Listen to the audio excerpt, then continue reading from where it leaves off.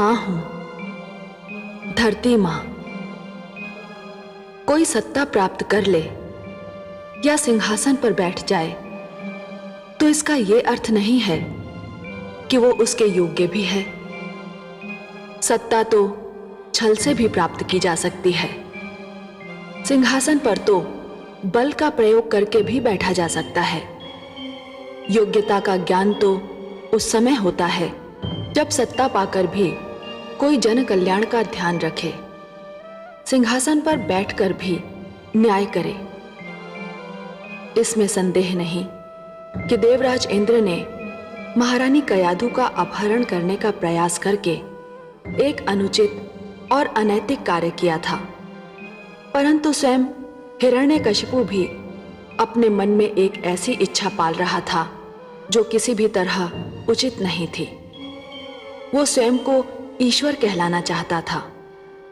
मैं जानती हूं कि उसकी इच्छा पूरी नहीं हो सकती, परंतु उस समय तक कितना अनर्थ हो जाएगा, ये विचार मुझे विचलित किए हुए है।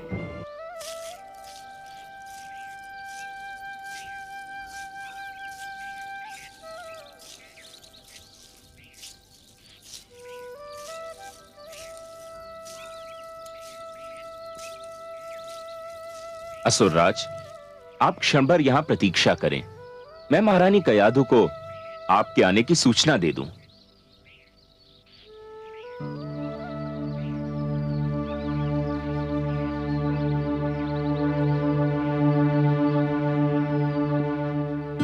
देवी कयाधु,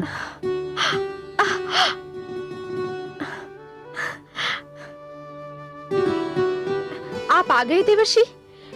मैं अकेली कब से घबरा रही थी। देवी कयाधु, अब न तो आप अकेली रहेंगी और न ही आपको घबराहट होगी, क्योंकि मैं अपने साथ आपके अकेलेपन और घबराहट दूर करने की सामग्री लाया हूं। क्या? मैं आपके पति असुरराज हिरण्यकशिपु को अपने साथ लाया हूं। असुरराज,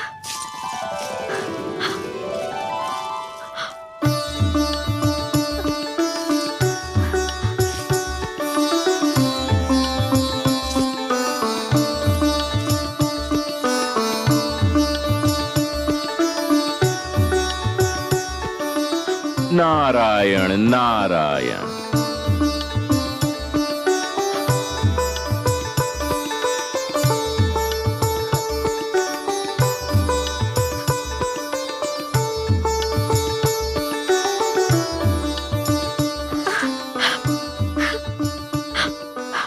महारानी, कैसी हो? देवर्षि की कृपा से मैं बिल्कुल ठीक हूँ महाराज। उन्होंने मुझे देवराज से छुड़ाकर यहाँ आश्रय दिया और मेरी ऐसी देखभाल की जो राजभवन में भी संभव नहीं थी। महारानी, देवराज इंद्र को अपने किए का फल मिल चुका है, किंतु देवर्षि नारद के उपकार को चुकाना मेरे लिए कभी संभव नहीं होगा। उन्होंने आपको और मेरी होने वाली संतान को बचाकर मुझे जीवन भर अपना आभारी बना लिया है, किंतु अब आपको चिंता नहीं करनी चाहिए। चलिए राजभवन चलते हैं, हमारी संतान वहीं जन्म लेगी। महारानी। नहीं महाराज। क्यों? इस कुटिया में मुझे वह आनंद और स्नेह मिला है जो मुझे राजभवन में भी नहीं मिल सकता। यहाँ मैंने एक ऐसी सुरक्षा का अनुभव किया है जो मैंने अपने जीवन में कभी नहीं पाई। हे महाराज, मेरी इच्छा है कि मेरी संतान का जन्म यही हो।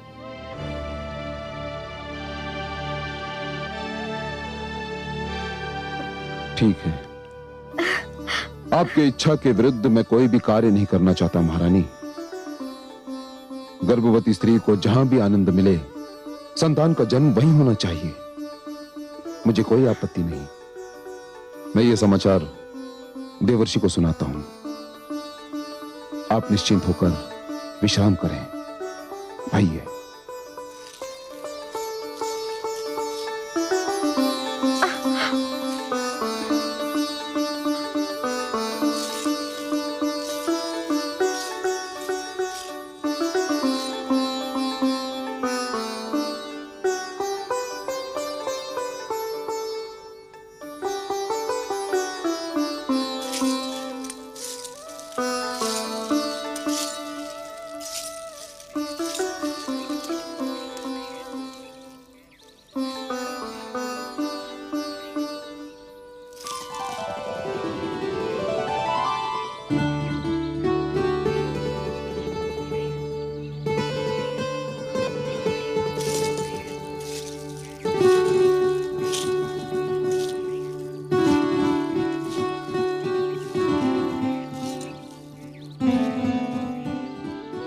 मुझे विष्णु और उसके भक्तों से अपार घृणा है।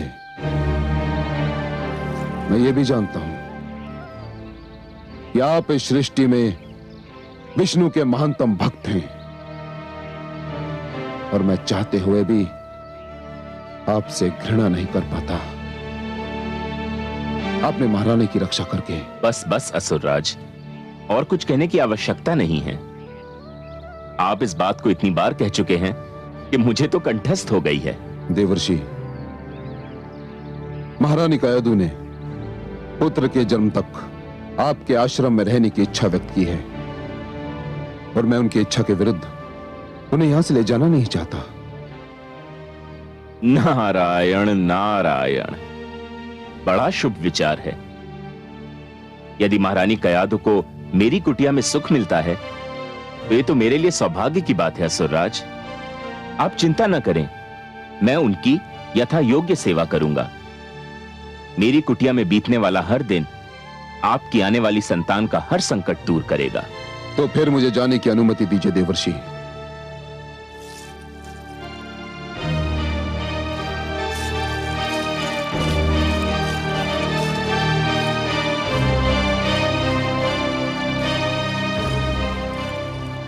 हे नारायण, आपकी लीला भी अनुपम है। आपसे घृणा करने वाले को पता ही नहीं कि उसके अपने घर में आपका सबसे महान प्रेमी जन्म लेने वाला है। नारायण नारायण। भगवान हिरण्यकशिपु की जय। भगवान हिरण्यकशिपु की जय। भगवान हिरण्यकशिपु की जय। भगवान हिरण्यकशिपु की जय। भगवान हिरण्यकशिपु की जय। भगवान हिरण्यकशिपु की जय। भगवान हिरण्यकशिपु की जय। भगवान हिरण्यकशिपु की जय।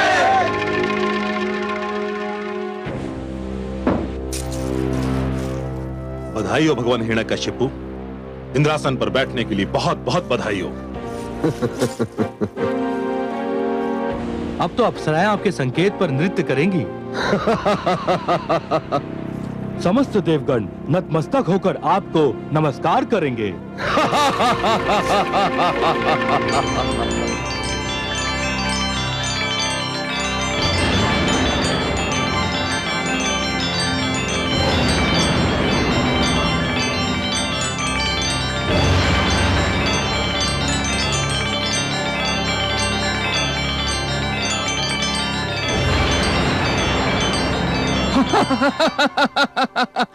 हाँ, मैं स्वरभानु हूं। विष्णु ने मेरा सिर धड़ से अलग कर दिया था, पर वो मुझे मार नहीं सका क्योंकि मैं अमृत पान कर चुका था। मेरा कटा हुआ सिर राहु बनकर और कटा हुआ धड़ केतु बनकर आज भी जीवित है और सदैव जीवित रहेगा। मेरी सभा में तुम्हारा स्वागत है स्वरभानु। धन्यवाद भगवान हिरण्यकशिपु, आपको कोटि कोटि धन्यवाद और कोटि कोटि बधाई भी। देवराज की तो वैसे कई बार पराजय हुई, पर उसकी जो पराजय आपके हाथों हुई है वो अपना कोई उदाहरण नहीं रखती है। ऐसी करारी पराजय तो दानवराज कालकेतु भी उसे नहीं दे पाए थे। अब विलंब क्यों कर रहे हैं? विजय समारोह आरंभ कीजिए। इंद्रलोक की सुंदर अप्सराओं से कहिए आपके सामने बधाई नृत्य प्रस्तुत करें। आज तो हर्ष का दिन है, उल्लास का दिन है। हाँ, अप्सराओं को सभागार में लाया जाए।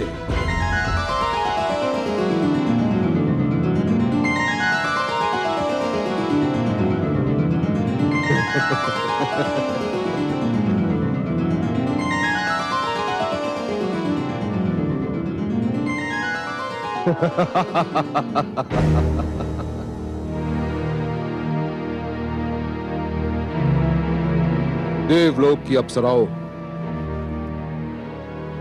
तुम आज तक देवराज इंद्र के लिए नृत्य करती थी, किंतु आज से तुम भगवान हिरण्यकशिपु के लिए नृत्य करोगी, क्योंकि यह सिंहासन अब मेरा हो चुका है और मेरा ही रहेगा। नृत्य प्रस्तुत करो, एक ऐसा सुंदर नृत्य जिसे देखकर मैं अपनी कठोर तपस्या की सारी थकान भूल जाऊं। नाचो नाचो। धा धे कट धा, धे कट धा, धे कट धा, धे कट धा, धे कट धा, टिक धा धा, टिक धा धा, टिक धा। होनी होय बड़ी बलवान,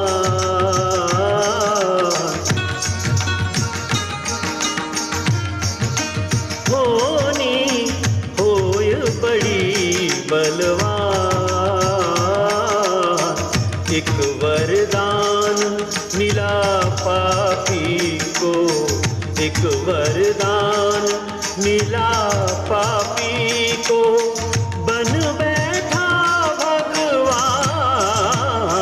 होनी होय बड़ी बलवान। दिख दिखता दिख दिखता दिख दिखता धा धा धा।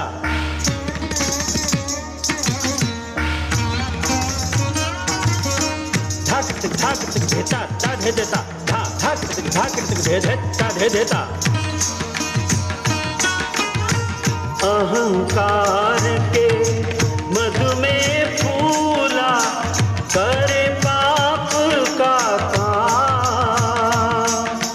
तत थई तत आथई, तत थई तत आथई, तत थई तत आथई। तत निर्दोषों को कुचले मसले, ना जाने परिणाम।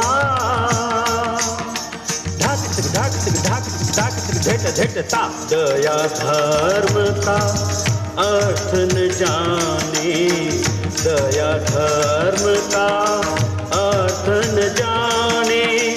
ये ऐसा पाषाण, होनी होय बड़ी बलवान।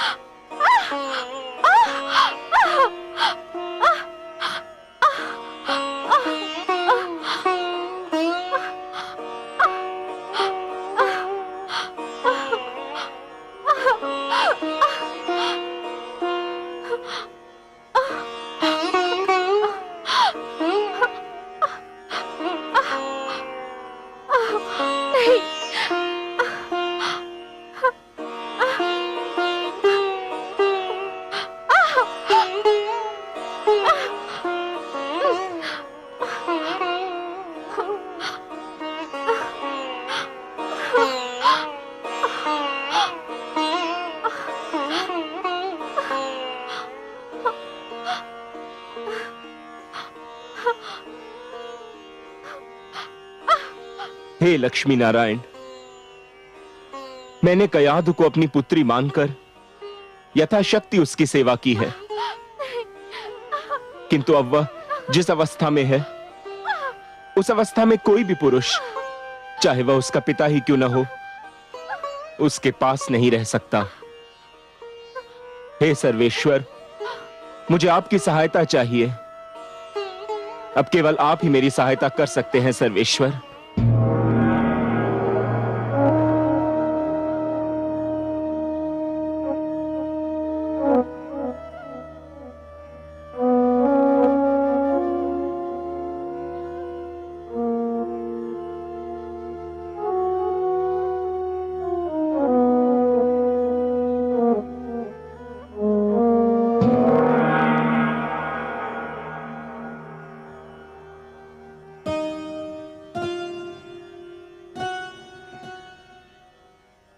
हे योग माया, आप देवर्षि के आश्रम में जाइए। महारानी कयाधु प्रसव पीड़ा की अवस्था में आ गई हैं। उनकी देखभाल का कार्यभार मैं आपको सौंपता हूं। जो आज्ञा त्रिलोकीनाथ।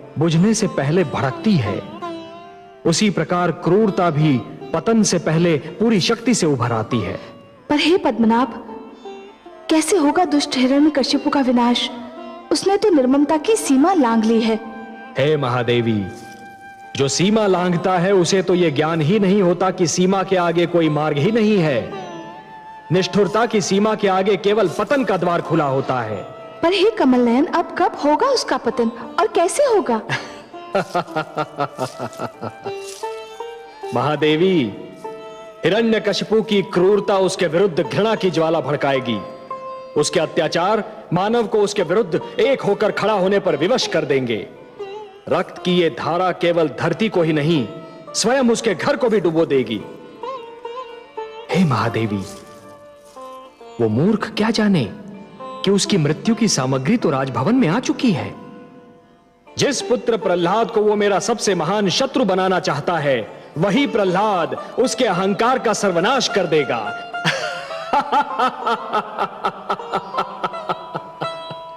जिस प्रकार समुद्र को यह ज्ञान नहीं होता महादेवी कि उसकी गहराइयों में ज्वार पल रहा है, उसी प्रकार हिरण्यकशिपु को भी यह ज्ञान नहीं है कि उसके ईश्वरत्व को ललकारने वाला स्वयं उसके राजभवन में जन्म ले चुका है।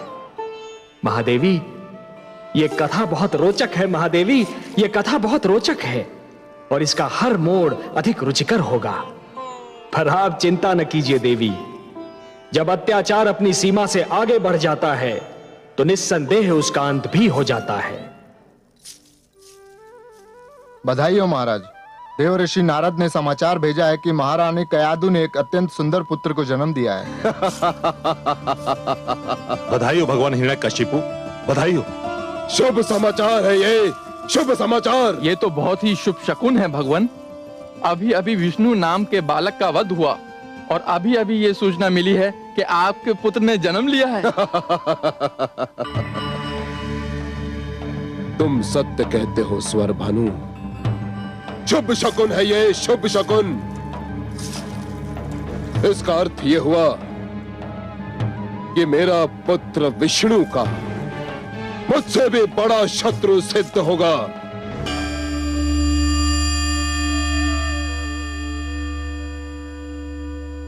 हे कमल नयन, अंधेरी रात्रि को उजाले का संदेश देने वाली सूर्य किरण सी आपकी मुस्कान, ये पतझड़ के अंत और वसंत ऋतु के आगमन की घोषणा करने वाले सुगंधित समीर की भांति आपकी मधुर मुस्कान खुला संकेत कर रही है कि सृष्टि में अवश्य कोई ऐसी घटना घटी है जिसने आपके मन को प्रसन्न कर दिया है। अहो महादेवी, अहो, हमारा कोई ऐसा संकेत नहीं जिसका भेद आप जान न पाए।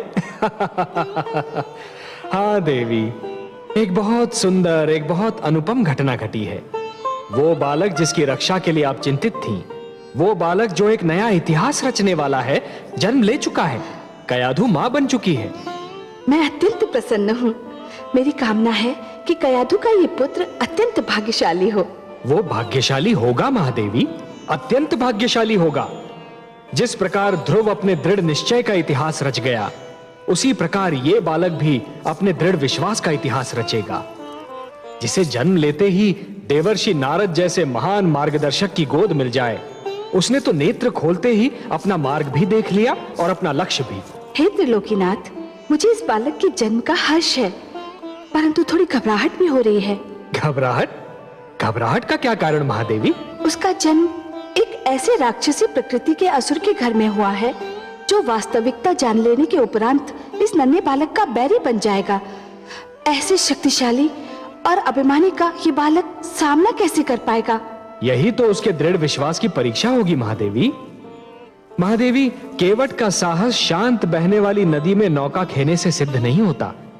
वो तो तब सिद्ध होता है जब केवट बिफरी हुई नदी के मझधार से नौका को सुरक्षित निकाल कर ले जाता है।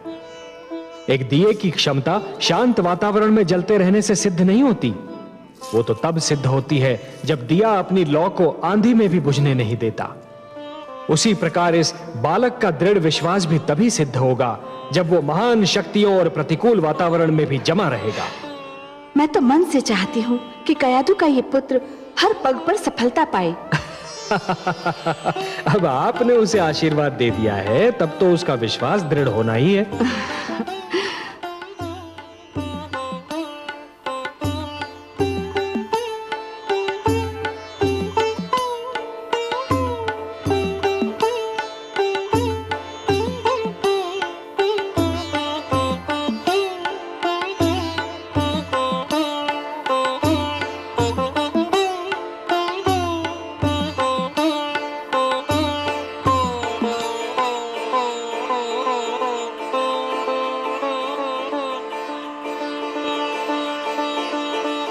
आयुष्मान भवः पुत्र। अपनी माता के गर्भ में मुझसे जो कुछ भी सुना था, सीखा था, वह स्मरण है कि भूल गए? ओम नमो भगवते वासुदेवाय। ओम नमो भगवते वासुदेवाय। बस बस पुत्र, मैं संतुष्ट हो गया। तुमने तो मेरा पूरा पाठ कंठस्थ कर लिया है। ध्यान रखना पुत्र, मैंने तुम्हें ईश्वर पर आस्था और विश्वास का मार्ग दिखाया है। यह विश्वास सृष्टि की महानतम शक्ति है। जो ईश्वर पर अडिग विश्वास रखता है, वह पर्वत से टकराए तो पर्वत झुक जाए, समुद्र से मिले तो समुद्र शांत हो जाए। सूर्य, चंद्रमा, नक्षत्र मंडल जिसकी ओर भी दृष्टि डाले, वही उसका दास हो जाए। सृष्टि का पूरा भेद ही उसकी मुट्ठी में आ जाए। कठिन को सरल और असंभव को संभव बनाना उसके बाएं हाथ का खेल होगा। पुत्र, इस मार्ग से कदापि नहीं हटना।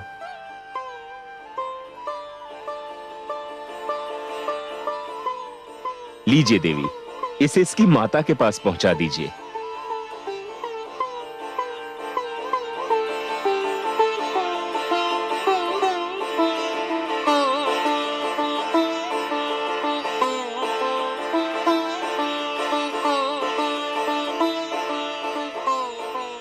नारायण नारायण।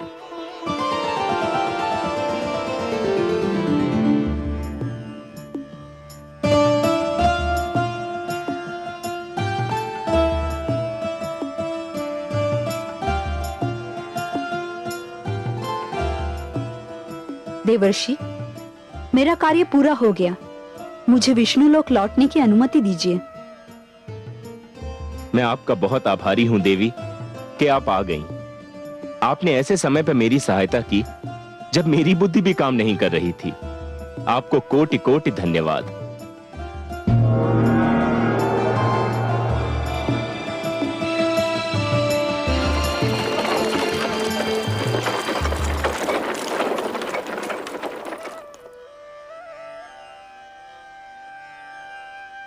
नारायण नारायण।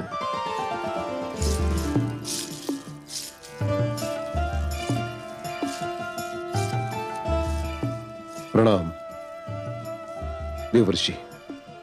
जब से मैंने सुना है कि मेरे पुत्र का जन्म हुआ है, मैं उसे देखने के लिए व्याकुल हूं।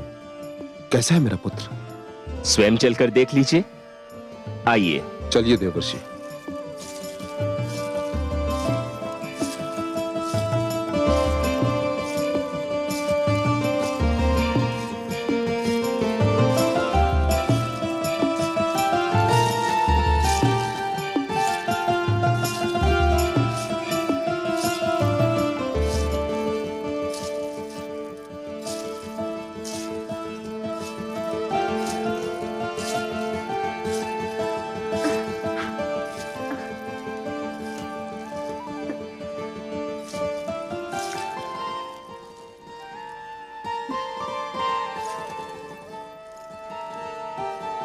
कितना सुंदर है मेरा पुत्र, कितना प्रतिभावान लगता है। देवर्षि, इसके माथे से तो तेज की किरणें फूट रही हैं। कितनी मीठी है इसकी मुस्कान। उसकी आंखें सूर्य और चंद्रमा की भांति चमक रही हैं।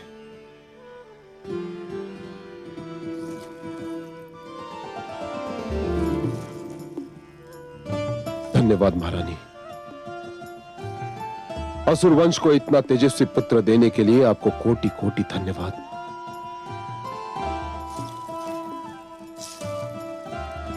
देवर्षि, आज यदि मेरा पुत्र सुरक्षित है तो केवल आपकी कृपा के कारण।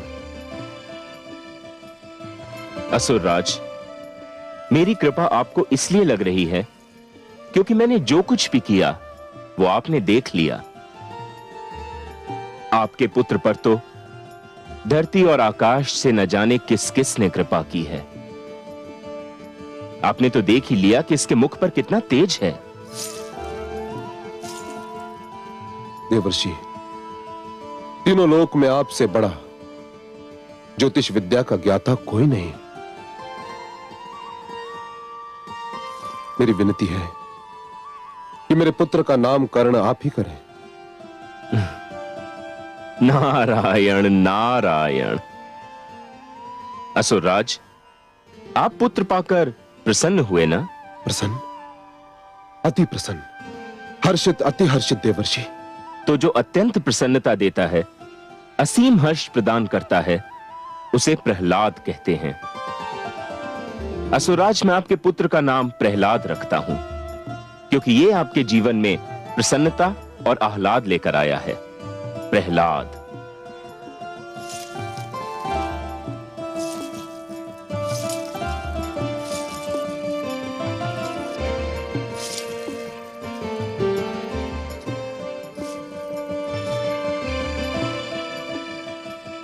देवर्षि, बहुत सुंदर नाम सोचा है आपने। प्रहलाद, पुत्र प्रहलाद। मेरा पुत्र प्रहलाद भगवान हिरण्यकशिपु का पुत्र प्रहलाद। देवर्षि, मुझे लगता है कि मेरा पुत्र महानता में मुझसे भी आगे निकल जाएगा। हे असुरराज, मेरी ज्योतिष विद्या कहती है कि पहली बार आपके मुख से सत्य वचन निकला है। देवर्षि, मुझ में इतना साहस नहीं कि मैं आपसे कहूं कि आप मुझसे कुछ मांगें, किंतु यदि कोई इच्छा हो तो अवश्य व्यक्त कीजिए। सत्य असुरराज? सत्य, परम सत्य देवर्षि। आपकी किसी भी इच्छा की पूर्ति करके मुझे हर्ष होगा। मुझ जैसे सन्यासी की न तो कोई इच्छा होती है और न आवश्यकता, किंतु असुरराज, पुत्री कयाधु इतने दिनों तक मेरी इस कुटिया में रही कि पहली बार मुझे पुत्री मोह का अनुभव हुआ, और फिर आपके पुत्र प्रहलाद ने जन्म लेकर मेरी इस कुटिया को अपनी मधुर किलकारियों से भर दिया। मेरी ये इच्छा है असुरराज कि ये दोनों कुछ और दिन मेरी ही कुटिया में रहें।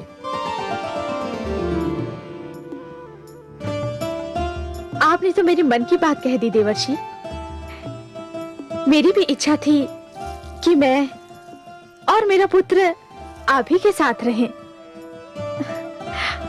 मुझे तो देवर्षि की कुटिया स्वर्ग के समान लगती है। देवर्षि, मैं आपकी इच्छा की पूर्ति के लिए वचनबद्ध हूं। अपने पुत्र से दूर रहना मेरे लिए संभव नहीं, किंतु आपके उपकारों के आगे मैं नतमस्तक हूं। मैं पुत्र प्रहलाद और महारानी को यही छोड़ जाऊंगा, और आपको मुझे एक वचन देना होगा। कहिए असुरराज, क्या चाहते हैं आप? देवर्षि, मुझे विष्णु से घृणा है, अपार घृणा, और आप विष्णु भक्ति के लिए विख्यात हैं। मुझे वचन दीजिए कि आप मेरे पुत्र के सम्मुख विष्णु का नाम कभी नहीं लेंगे देवर्षि, कभी नहीं। मुझे वचन दीजिए। असुरराज, पुत्र कयाधु और दौहित्र प्रहलाद के लिए मैं कुछ भी त्याग कर सकता हूं। मैं आपको वचन देता हूं कि मैं सब कुछ कहूंगा, किंतु आपके पुत्र के सम्मुख विष्णु शब्द का उच्चारण नहीं करूंगा। सुंदर, अति सुंदर देवर्षि।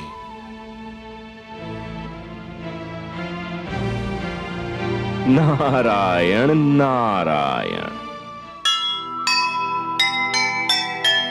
धरती से आकाश तक उसका ही विस्तार। एक नाम की बात क्या, उसके नाम हजार। जिसने मां के गर्भ से लिया विष्णु का नाम, उसे रोक पाना भला किसके बस का काम, किसके बस का काम।